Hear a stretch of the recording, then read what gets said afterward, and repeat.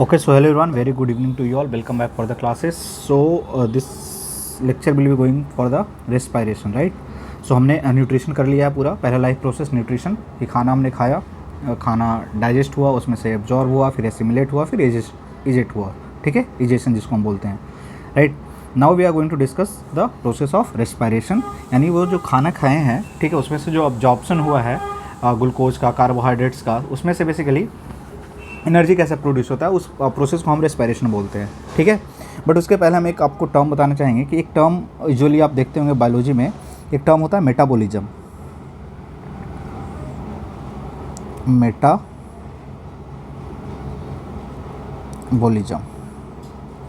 What do mean by metabolism? Metabolism हम बार बार term use करते हैं.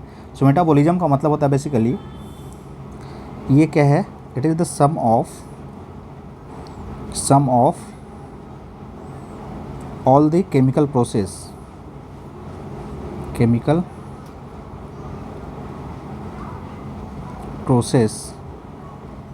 in the body. तो इसको हम क्या बोलते हैं? इसको हम बोलते हैं मेटाबॉलिज्म. इस मेटाबॉलिज्म को फर्दर हम क्लासीफाई करते हैं, कैटेगराइज करते हैं दो टाइप में. इस मेटाबॉलिज्म को हम फर्दर क्लासीफाई करेंगे दो टाइप में. बस आपको मीनिंग याद रखना है कि मेटाबॉलिज्म का मीनिंग क्या होता है. तो चला एग्जाम्पल जो व्हाट इज मेटाबॉलिज्म, ठीक है, तो आपको मीनिंग पता होना चाहिए. एक होता है कैटाबॉलिज्म, राइट, कैटाबॉलिज्म, और एक होता है एनाबॉलिज्म.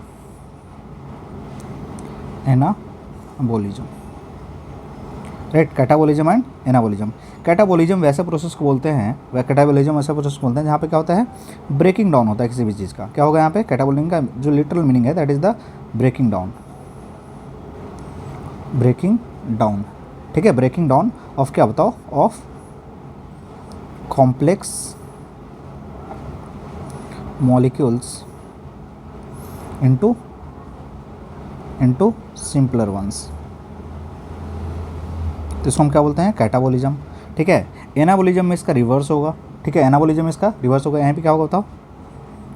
बिल्ड्स कॉम्प्लेक्स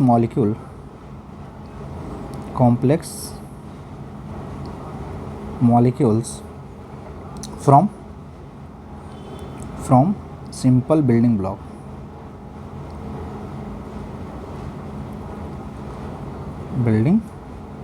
blocks, ठीक है. तो एनाबॉलिज्म में क्या होगा? एनाबॉलिज्म बनने का काम होगा, कॉम्प्लेक्स मॉलिक्यूल बनेगा. कैटाबॉलिज्म में क्या होगा? कॉम्प्लेक्स मॉलिक्यूल्स टूटेगा, राइट. कॉम्प्लेक्स मॉलिक्यूल्स क्या होगा? टूटेगा, ठीक है. तो जब हमारा क्या होगा बताओ, यहाँ पे जब ये कॉम्प्लेक्स मॉलिक्यूल टूटेगा तो क्या होगा? Release of energy. क्या होगा बताओ? Release of energy, right. और जब ये बनेगा तो क्या होगा यहाँ पे? एब्जॉर्प्शन ऑफ एनर्जी, यानी it requires energy, right. It requires क्या? एनर्जी. उसके अलावा ये बॉडी में कौन कौन सा प्रोसेस होता है? जैसे डाइजेशन का प्रोसेस हो गया. डाइजेशन में क्या होता है? कॉम्प्लेक्स मॉलिक्यूल्स टूटता है. रेस्पायरेशन हो गया, सेलुलर रेस्पायरेशन इसको बोलते हैं हम, राइट. सेलुलर रेस्पायरेशन हो गया. Breaking down of fat for fuel, ठीक है. आपको पता है कि अगर स्टार्वेशन, बहुत ज़्यादा भूख लगा है, तो आप खाना नहीं खाओगे तो फैट जो है वो टूटेगा, और उससे फिर क्या होगा? एनर्जी ऑब्टेन करता है बॉडी हमारा, ठीक है.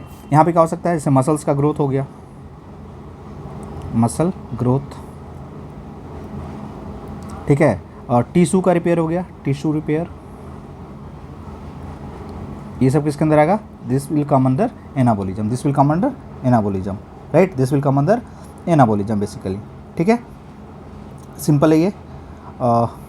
चलो ये बहुत है. एनाबॉलिज्म और कैटाबॉलिज्म आप टर्म्स याद रखिएगा. एनाबॉलिज्म में क्या होगा? एनाबॉलिज्म में कोई चीज़ जो है वो छोटा सिंपल चीज़ मिलकर कॉम्प्लेक्स चीज़ को बनाएगा. एनाबॉलिज्म में क्या होगा? कॉम्प्लेक्स चीज़ टूट के सिंपल सब्सटेंसेस में कन्वर्ट होगा, राइट. चलिए अब हम अपने टॉपिक पे आते हैं, रेस्पायरेशन, राइट. रेस्पायरेशन क्या होता है? अगर रेस्पायरेशन को हम डिफाइन करें, रेस्पायरेशन क्या है? ये बायोकेमिकल रिएक्शन है. क्या है? बायोकेमिकल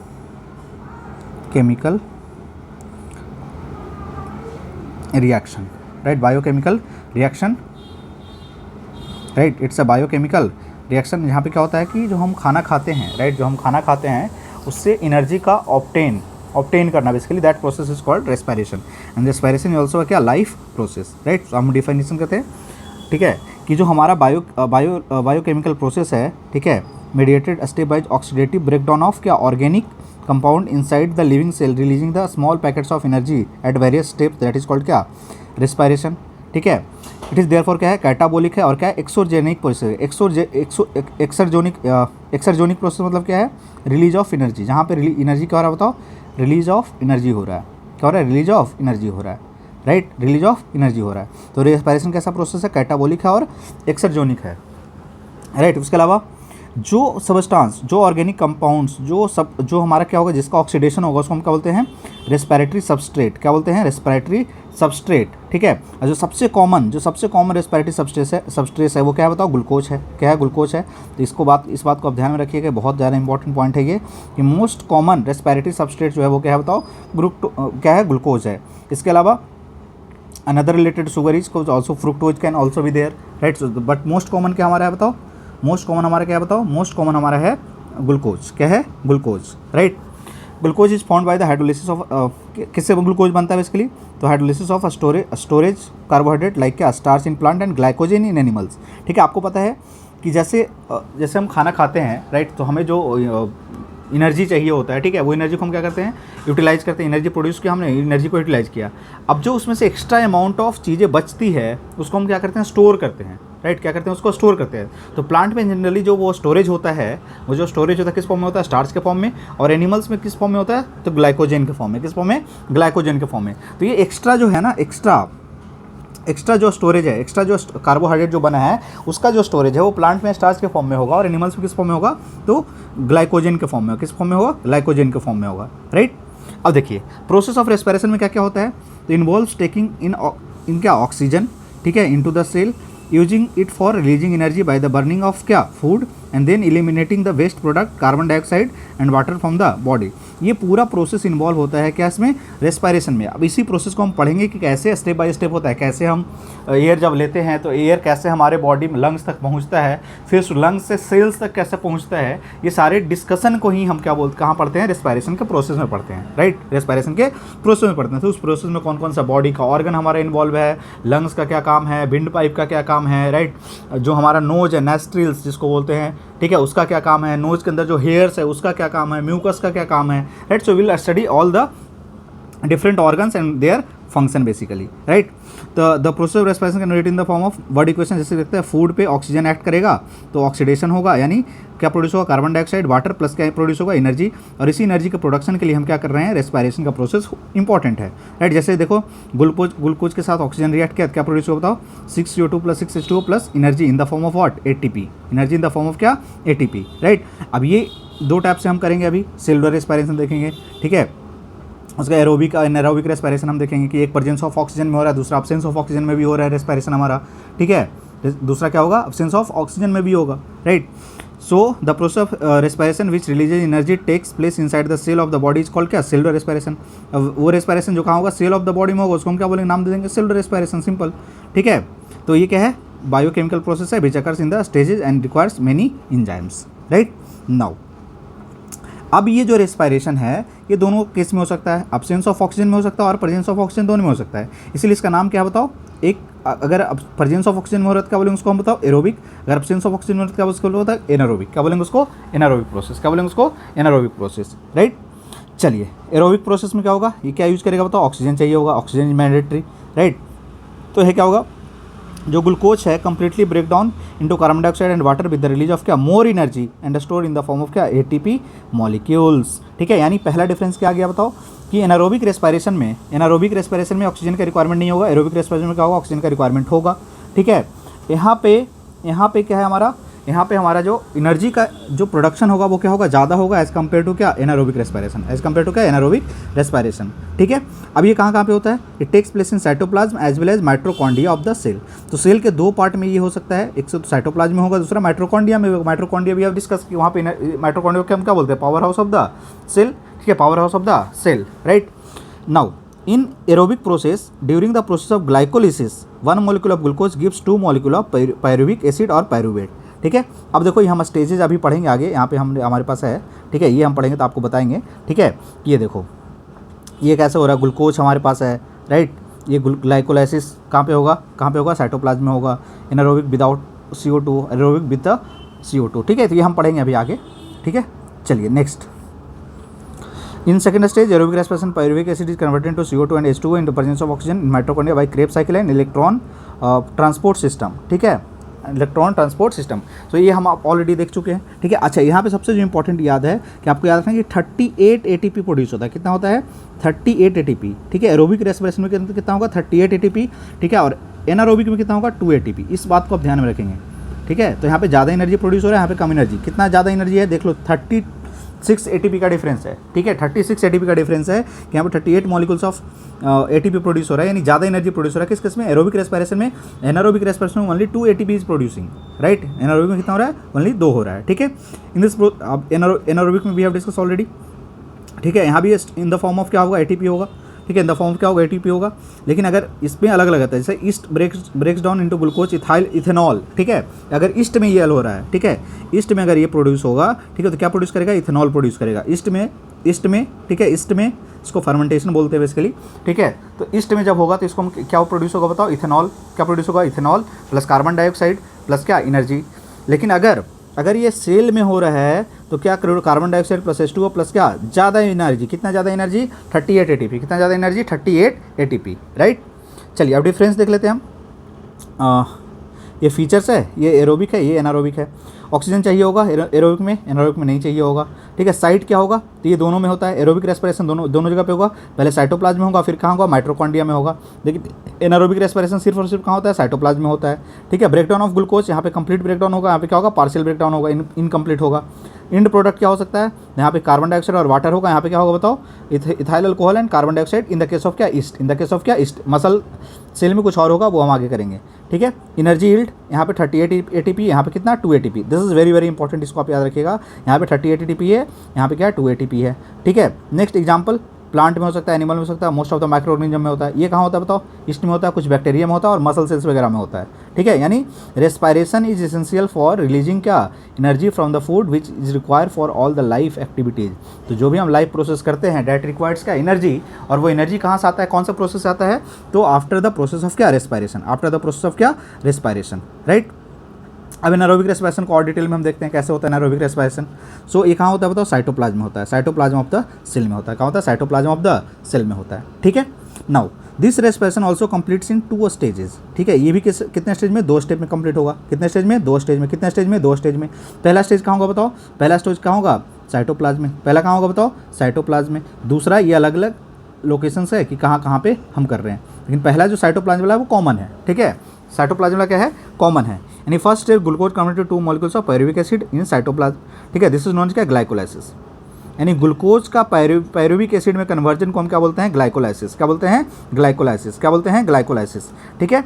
तो ग्लाइकोलाइसिस कहाँ होता है बताओ? साइटोप्लाज्म में। जहाँ पे क्या होता है? ये जो ग्लूकोज है जिसमें 6 कार्बन प्रेजेंट है, ये 2 मॉलिक्यूल्स ऑफ पायरुवेट प्रोड्यूस करता है। कितना? 3 कार्बन प्लस एनर्जी वाला, और यहाँ पे 2 ATP एनर्जी रिलीज होता है। यहाँ पे कम एनर्जी रिलीज होगा। अब देखो, अब ये जब ये पायरुवेट बन गया, तो पायरुवेट जो है ये फर्दर टूटेगा। एक टूटेगा in the absence of oxygen, दूसरा टूट सकता है in the presence of oxygen. अगर ये प्रेजेंस ऑफ ऑक्सीजन टूटेगा पायरुवेट, तो क्या प्रोड्यूस करेगा? Carbon dioxide plus H2O plus energy, और ज़्यादा एनर्जी यानी कितना? 38 ATP एनर्जी। कितना? 38 ATP एनर्जी, राइट। अगर ये अब्सेंस ऑफ ऑक्सीजन में हो रहा है, कहाँ हो रहा है? अब्सेंस ऑफ कहाँ पे बताओ? अब्सेंस ऑफ ऑक्सीजन में हो रहा है, ठीक है। पायरुवेट अगर अब्सेंस ऑफ ऑक्सीजन में टूटेगा, ठीक है, तो क्या प्रोड्यूस करेगा? ईस्ट के केस में क्या प्रोड्यूस करेगा? इथेनॉल, कार्बन डाइऑक्साइड प्लस क्या? एनर्जी, ठीक है। यहाँ पे 2 कार्बन मॉलिक्यूल बनेगा। इथेनॉल जो है हमारा C2H5OH, we have discuss already. Ethanol, this is ethanol, right. Muscle cells में क्या प्रोड्यूस करेगा? Lactic acid plus energy, and due to the formation of this lactic acid, ठीक है, due to the formation of this lactic acid, आपको याद रखना है यहाँ पे क्या आता है? मसल क्रैम्प होता है। क्या होता है? मसल क्रैम्प होता है। क्या होता है? मसल क्रैम्प होता है, मसल क्रैम्प, ठीक है। तो मसल में अगर हमारा क्या हो रहा है बताओ? Just wait a minute. या मसल्स में अगर लैक्टिक एसिड का फॉर्मेशन होगा, लैक्टिक एसिड का बनेगा जब अब्सेंस ऑफ ऑक्सीजन होगा, जब लैक ऑफ ऑक्सीजन होगा, ठीक है। Lack of oxygen, absence of oxygen नहीं, लैक ऑफ ऑक्सीजन। ऑक्सीजन जितना चाहिए होगा मसल सेल्स को, उतना ऑक्सीजन नहीं पहुंचेगा वहाँ पे, तो क्या होगा? रेस्पिरेशन में एनर्जी कम प्रोड्यूस होगा, और क्या बन जाएगा? कार्बन डाइऑक्साइड जब क्या बन जाएगा? Lactic acid. क्या बन जाएगा? लैक्टिक एसिड, ठीक है। और इसी लैक्टिक एसिड के कारण क्या होगा? मसल क्रैम्प होगा। ये सवाल पूछा हुआ है एग्जाम में, आप PYQs में देख सकते हैं, राइट। तो ये हो गया हमारा।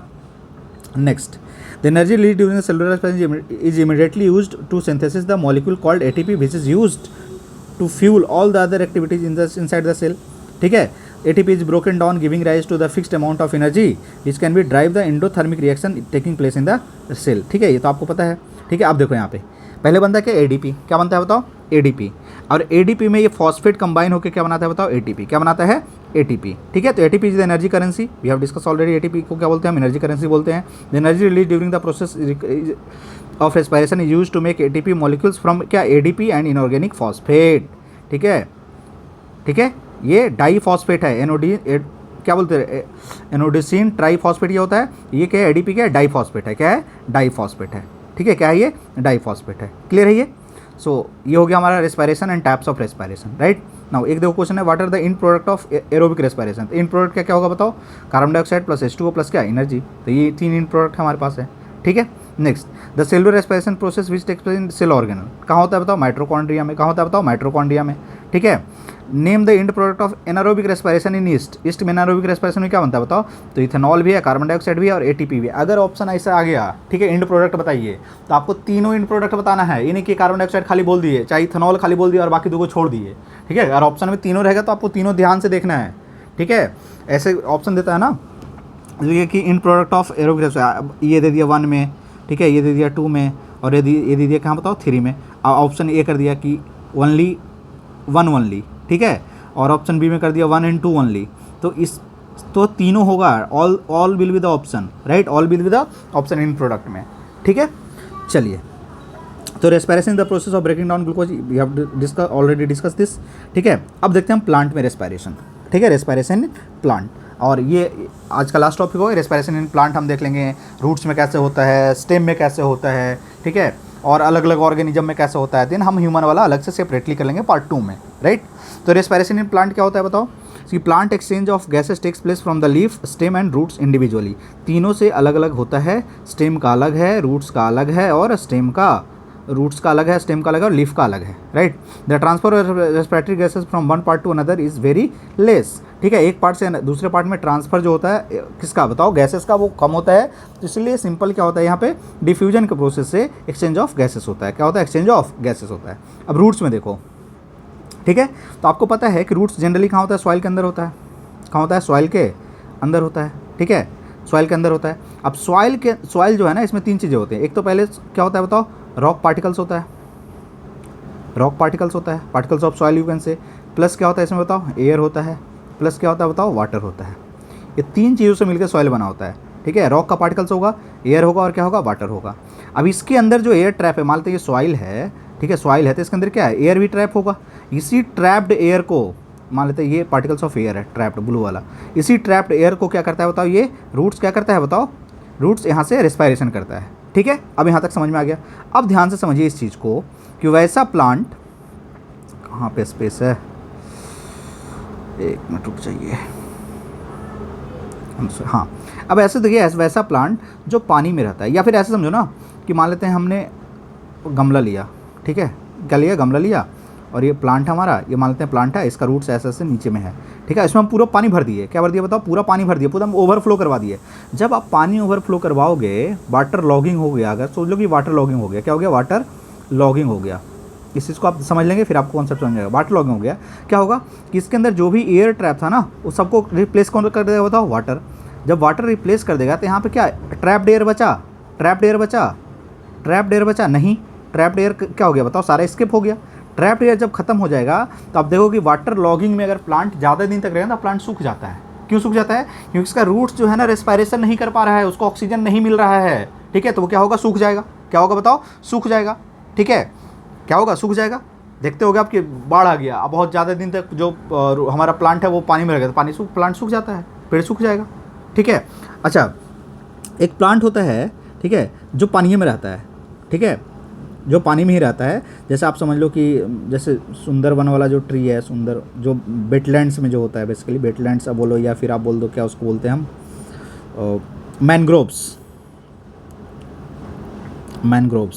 ठीक है, मैनग्रोव प्लांट जो है ना, इसका रूट्स आप देखो दूसरे टाइप का रूट होता है, कुछ ऐसा रूट होता है। इसका रूट ना ऐसा पानी से बाहर निकल रहेगा, इसको बोलते हैं प्रॉप रूट।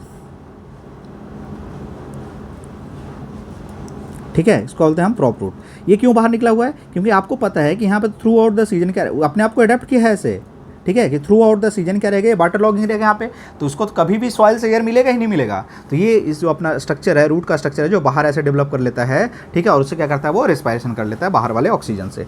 ठीक है, तो आपको समझ में आ रहा होगा। चलिए अब रूट्स हम देखते हैं। In young plants, in young roots the epidermis cells are extended to form क्या, root hairs. Those root hairs means remain in direct contact with the क्या, air present in between the soil particles. The oxygen from this enters into the root by hairs by simple diffusion and reaches to the cell of the roots for respiration. ठीक है, कहाँ से आता है, respiration से आता है। चलिए, the old roots a protective layer of dead cell is present which have tiny openings called क्या, lenticles। क्या बोलते हैं, lenticels होता है। ठीक है, जो ओल्ड रूट्स होगा उसमें लेंटिसल्स प्रेजेंट होता है। ठीक है, उसके थ्रू क्या होता है, diffusion of oxygen takes place through the these pores and carbon dioxide is release out of the same. ठीक है, तो ये सिंपल डिफ्यूजन के थ्रू होता है। किसके थ्रू होता है बताओ, डिफ्यूजन के थ्रू होता है। ठीक है, बाकी आपको पता है वाटर वगैरह, वाटर तो ऑस्मोसिस के थ्रू जाता है, वाटर किसके थ्रू जाता है, ऑस्मोसिस के थ्रू। ठीक है, ये हो गया। स्टेम में देखिए, स्टेम, ठीक है, स्टेम। सो इन herbaceous plant, ठीक है, stem have a small opening in their epidermal cells called क्या, stomata. The oxygen from these is released into the क्या, same। ठीक है, ऑक्सीजन यहाँ से इंटर करेगा, कार्बन डाइऑक्साइड क्या होगा, रिलीज होगा। ठीक है, in hard and woody stem of the bigger plants and trees lenticels are present. ठीक है, इन प्लेस ऑफ क्या, stomata through which exchange of gases takes place. तो यहाँ भी लेंटिसल्स प्रेजेंट है, यहाँ भी क्या प्रेजेंट है बताओ, लेंटिसल्स प्रेजेंट है। क्या प्रेजेंट है, लेंटिसल्स प्रेजेंट है, राइट। नेक्स्ट लीफ में आपको पता है किसके थ्रू होगा बताओ, स्टोमाटा के थ्रू। किसके थ्रू बताओ, स्टोमाटा के थ्रू। ठीक है, सो ये तो स्टोमाटा हो गया। तो अब ये टर्म, ये यहाँ पे लेंटिसल्स है, यहाँ भी लेंटिसल्स है। ठीक है, यहाँ पे तो यंग प्लांट, यंग रूट्स में तो क्या, एपिडर्मल से डायरेक्टली वो कर ले रहा है। ठीक है, या फिर यहाँ पे वो स्मॉल ओपनिंग ऑलरेडी प्रेजेंट है। ठीक है, यहाँ भी स्मॉल ओपनिंग क्या प्रेजेंट है ऑलरेडी। ठीक है, लेकिन हार्ड और वुडी स्टेम में जहाँ पे डेड सेल्स प्रेजेंट है, उसमें क्या प्रेजेंट होता है, लेंटिसल्स प्रेजेंट होता है। ठीक है, जिसके थ्रू क्या होता है, रेस्पायरेशन का प्रोसेस होता है, राइट। यानी साइट फोटोसिंथेसिस और रेस्पायरेशन का डिफरेंस है, आप एक बार पढ़ लीजिएगा। ठीक है, we have already discuss this photosynthesis and respiration. Now types of respiratory system in animals. कुछ एनिमल्स में कहाँ से होता है, प्लाज्मा मेम्ब्रेन के थ्रू होता है। किसके थ्रू होता है, प्लाज्मा मेम्ब्रेन के थ्रू होता है। जैसे प्रोटोजोआ में, किसके में, प्रोटोजोआ में किसके थ्रू होता है, प्लाज्मा मेम्ब्रेन के थ्रू होगा। किसके थ्रू होगा, प्लाज्मा मेम्ब्रेन के थ्रू होगा। यानी external respiration in protist occurs principally bye diffusion of oxygen dissolve in the water and CO2 in opposite direction through plasma membrane. ठीक है, तो प्लाज्मा मेम्ब्रेन इन्वॉल्व, तो हमारा क्या है बताओ, डिफ्यूजन है। बॉडी वॉल, किसी ऑर्गेनिजम्स में, जैसे स्मॉल एक्वेटिक एनिमल्स जो है, जहाँ पे respiratory of gases occurs by diffusion of gases across the क्या, जनरल बॉडी वॉल। ठीक है, तो बॉडी वॉल्स में पोर्स अवेलेबल होता है, वहाँ से हमारा होता है। ठीक है, अब जो गिल्स है, जो फिश जो है, जो हायर एक्वेटिक एनिमल्स है, जो बेसिकली जो फिश है, वहाँ पे क्या होता है, बेसिकली वहाँ पे क्या होता है, गिल्स होता है। क्या प्रेजेंट होता है, गिल्स। ठीक है, अब देखो ध्यान से, यहाँ पे होता क्या है, कुछ नहीं होता, सिंपल चीज़ें हैं कि वाटर जो है, वाटर में है, वाटर जो है, वाटर में क्या है बताओ, डिजॉल्व्ड गैसेस हैं, डिजॉल्व्ड गैसेस हैं। डिजॉल्व्ड गैसेस में दोनों है, ऑक्सीजन भी है, कार्बन डाइऑक्साइड भी, और भी गैसेस हैं। ठीक है, अब देखो क्या करेगा फिश, क्या करता है, अब इसको तो हम समझो सिंपल से, फिश क्या करेगा, यहाँ से मुंह से पानी लेगा, इसको अपने गिल्स के ऊपर से ऐसे पास करवाता है। मुंह से पानी लेगा और ऐसे गिल्स के ऊपर से पानी को पास करवाएगा। अब ये जो गिल्स है ना, गिल्स है numerous blood capillaries, blood capillaries. ठीक है, ब्लड कैपिलरीज। जब ये वाटर इस गिल्स के ऊपर से पास कर रहा होता है, तो जो ब्लड कैपिलरीज है, ये जो ब्लड कैपिलरीज है, ये क्या लेके आया बताओ, इधर से डीऑक्सीजनेटेड ब्लड लेके आया है, सेल से लेके आया है क्या, कार्बन डाइऑक्साइड को। और इसके ऊपर से जब वाटर पास करेगा, तो वाटर के अंदर जो डिजॉल्व ऑक्सीजन है, वो ऑक्सीजन कहाँ डिफ्यूज होगा बताओ, इस ब्लड में। कहाँ डिफ्यूज होगा, इस ब्लड में। इस ब्लड जो कार्बन डाइऑक्साइड लेकर क्या होगा, बाहर डिफ्यूज होगा। कहाँ डिफ्यूज होगा बताओ, बाहर। ठीक है, तो ये जो O2 डिफ्यूज हुआ, ठीक है, ब्लड कैपिलरीज में, ठीक है, जब इसको गिल्स के ऊपर से पास करवाया, ठीक है, ये फिर कहाँ पहुंचेगा, सेल में, और फिर क्या होगा, रेस्पायरेशन होगा। फिर क्या होगा, रेस्पायरेशन होगा। क्या होगा, रेस्पायरेशन होगा। तो ये जो मैकेनिज्म है, ये ब्रीदिंग का मैकेनिज्म है। रेस्पायरेशन का मैकेनिज्म तो सेम है, रेस्पायरेशन का मैकेनिज्म क्या है, सेम है। रेस्पायरेशन में अगेन क्या होगा, ऑक्सीजन मिलेगा उसको, ग्लूकोज टूटेगा, एनर्जी प्रोड्यूस होगा। लेकिन जो ब्रीदिंग का मैकेनिज्म है ना, वो सब में अलग अलग है। ठीक है, respiration is common for all. सारे एनिमल में रेस्पायरेशन, सारे प्लांट में रेस्पायरेशन का सेम मीनिंग है कि ग्लूकोज ऑक्सीजन के प्रेजेंस में टूटेगा, energy plus carbon dioxide plus water produce करेगा। लेकिन जो मैकेनिज्म है कि ऑक्सीजन कैसे पहुंचेगा, दैट इज द ब्रीदिंग, वो अलग अलग है। ठीक है, यहाँ पे गिल्स के थ्रू हो रहा है, यहाँ पे किसके थ्रू बताओ, गिल्स के थ्रू हो रहा है। ठीक है, सेम सेम चीज़ें यहाँ पे डिस्कस लिखी हुई है, सारी चीज़ें लिख के बताया गया, बस हमने जो बताया आपको लिख दिया गया है। ठीक है, देखो fishes take in water through their mouth and forces it pass the gills where the dissolve oxygen is taken up by the blood. Simple. ठीक है, कि मुंह से पास करवाएगा, मुंह से पानी लेगा, गिल्स के ऊपर से पास करवाएगा, गिल्स जो वाटर में जो डिजॉल्व ऑक्सीजन है वो क्या होगा बताओ, वो क्या होगा, वो क्या होगा, ब्लड में डिफ्यूज होगा और वो ब्लड कैपिलरीज के थ्रू सेल्स में पहुंचेगा। ठीक है, इसको हम थोड़ा सा केमिस्ट्री से लिंक करके बताएं। आपको बताया था solubility of gases in water. ठीक है, solubility of gases in liquid. हमने क्या बताया था आपको कि टेम्परेचर जब ज़्यादा होगा ना तो सॉल्युबिलिटी ऑफ गैसेस क्या होगा, रिड्यूस हो जाएगा। ठीक है, तो हम वो देखते हैं गर्म पानी में मछली क्या होता है, सर्वाइव नहीं कर पाता है। अगर टेम्परेचर बढ़ गया थोड़ा सा तो मछली सर्वाइव नहीं कर पाता है। क्यों नहीं सर्वाइव कर पाता है? ऐसा नहीं कि उसका बॉडी टेम्परेचर को झेल नहीं रहा है, ऐसा नहीं है। हमारा बॉडी जब टेम्परेचर थोड़ा बहुत 50 डिग्री तक हम झेल पा रहे हैं। ठीक है, 45-46 तो अभी समर वेकेशन समर में हो गया है। ठीक है, तो हम झेल पा रहे हैं ना। फिश भी थोड़ा सा टोलरेट कर सकता है, लेकिन होता क्या बेसिकली वहाँ पे, जब पानी गर्म होता है ना, पानी का टेम्परेचर बढ़ता है तो जो डिजॉल्व ऑक्सीजन है वो कम हो जाता है। तो जब डिजॉल्व ऑक्सीजन कम होगा तो ब्रीदिंग में प्रॉब्लम आएगा, रेस्पिरेशन में प्रॉब्लम आएगा, तो ऑब्वियसली वो डाई करेगा। That is the whole mechanism, right. Next हमारे पास क्या है, ट्रैकिया। ठीक है, नेक्स्ट हमारे पास क्या है, ट्रैकिया है। तो जो अदर एनिमल्स होते हैं, ठीक है, जो अदर एनिमल्स है, जैसे कॉकरोच हो गया, खूब चर्चा है कॉकरोच। आज प्रोटेस्ट कर दिया कॉकरोच वाला, एकदम बच गया, गिरफ्तार नहीं हुआ। ठीक है, CGI वाला कॉकरोच हो गया। ठीक है, और इंसेक्ट्स जो हो गया, इंसेक्ट्स जो हो गया, ठीक है, उसके बॉडी के ऊपर क्या होता है ना, स्मॉल ओपनिंग्स होता है। ठीक है, on the side of their body, उसको बोलते हैं हम स्पाइरेकल्स। क्या बोलते हैं उसको, स्पाइरेकल्स बोलते हैं। क्या बोलते हैं उसको, स्पाइरेकल्स बोलते हैं। ठीक है, और इसका जो बॉडी पे ना, ये जो ट्रैकिया, ये क्या है बताया, ये ट्रैकिया कुछ नहीं है, this is basically nothing but the network of air tubes. Network of air tubes. ठीक है, इसके थ्रू करता है ये, किसके थ्रू बताओ, नेटवर्क ऑफ एयर ट्यूब्स के थ्रू। ठीक है, तो यहाँ पे क्या है, ट्रैकिया प्रेजेंट है, या स्पाइरेकल्स यू कैन से। ठीक है, या यू कैन से क्या, स्पाइरेकल्स, यू कैन से क्या, spiracle. Again this is the mechanism for what, for the taking of oxygen. Oxygen लेने के बाद काम सेम है। ठीक है, नेक्स्ट बुक लंग्स एक होता है। ठीक है, जैसे स्कॉर्पियो हो गया, जो ये जो बिच्छू है, ठीक है, या फिर स्पाइडर हो गया, इसमें एक रेस्पिरेटरी ऑर्गन जो क्या है, बुक लंग्स है। इसको आप याद रखिएगा, सब छोटा पॉइंट्स है, आपसे पूछा जा सकता है। ह्यूमन में we have know already blood, हमारे पास क्या, लंग्स है। क्या हमारे पास, लंग्स है। ठीक है, हमारे पास क्या बताओ, लंग्स है।